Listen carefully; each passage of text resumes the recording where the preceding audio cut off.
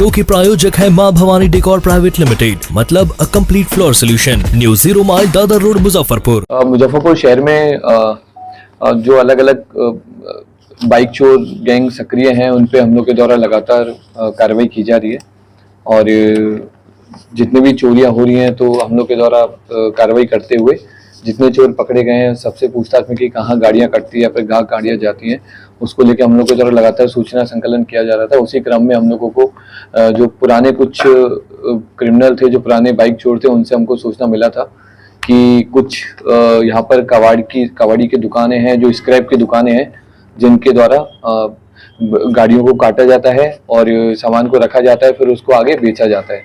तो उसी क्रम में कल शाम को 8 बजे के आसपास बकरी मोड़ स्थित बकरी चौक पे यापुर थाने अंतर्गत एक कबाड़ी की दुकान है, पप्पू पासवान की दुकान है। ये बड़ी जगन्नाथ के रहने वाले हैं। इनके दुकान पे सूचना मिला था कि कुछ बाइक की चोरी की बाइक है, उनका सामान रखा हुआ है। तो हम लोग के द्वारा रेड किया गया और रेड में वहाँ पर हम लोग के द्वारा प्रॉपर प्रोसेस को फॉलो करते हुए रेड किया। उसमें हमें 3 अलग अलग मोटरसाइकिल के चेसिस मिले हैं, कुछ काटी हुई मोटरसाइकिल की टंकियाँ मिली हैं, कुछ साइलेंसर मिले हैं और भी कई सारे एविडेंस हैं जिससे चीज़। और हम लोगों ने फिर उन गाड़ियों का, उनमें से कुछ चेसिस का सत्यापन कराया तो उनमें से अभी तक कंफर्म हुआ है कि वो गाड़ियाँ वैशाली में सराय थाना अंतर्गत एक केस हुआ था 105/24 मई महीने में हुआ था, उसी की वो गाड़ी चोरी हुई थी और वो गाड़ी को फिर यहाँ पे काटा गया था।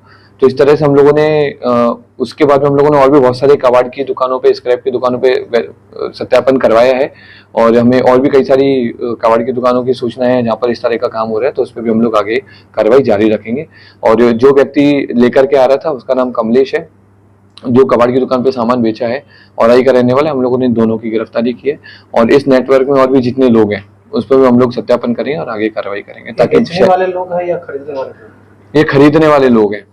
बेचने वालों में जो एक व्यक्ति है कमलेश, ये है, इसकी भी हम लोगों ने गिरफ्तारी की है। इस पूरी चेन पे हम लोग काम कर रहे हैं कि कौन कौन आदमी इस गुरों में काम करता था, क्योंकि एक तरह का संगठित अपराध है जिसमें लोग मिलकर के और बाइक को चोरी करते हैं, एक दूसरे को बेचते हैं, बेच करके और बहुत ही कम रेट में या तो सीतामढ़ी बेच दिया जाता है या फिर यहीं पे कबाड़ में काट दिया जाता है।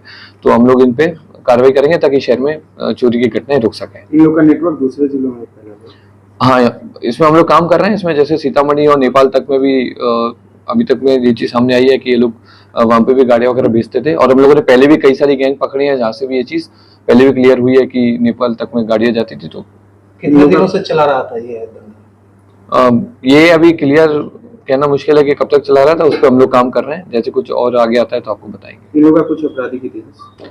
इन लोगों का आपराधिक इतिहास अभी तक नहीं मिला हमें, लेकिन जैसे चोरी की बाइक के बारे में जब अलग अलग जो सत्यापन होगा तब हो सकता है कि और क्लियर हो। कमलेश का सर कोई और भी पेशा है क्या?